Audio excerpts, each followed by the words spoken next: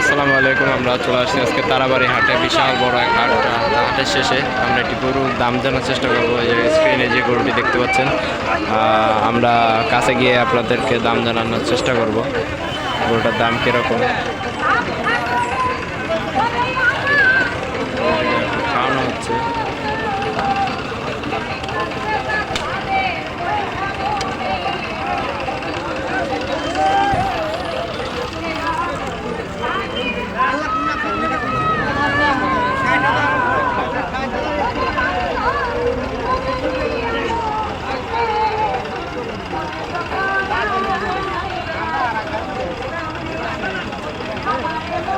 বছরের দাম কত চাচ্ছেন এটা? 110।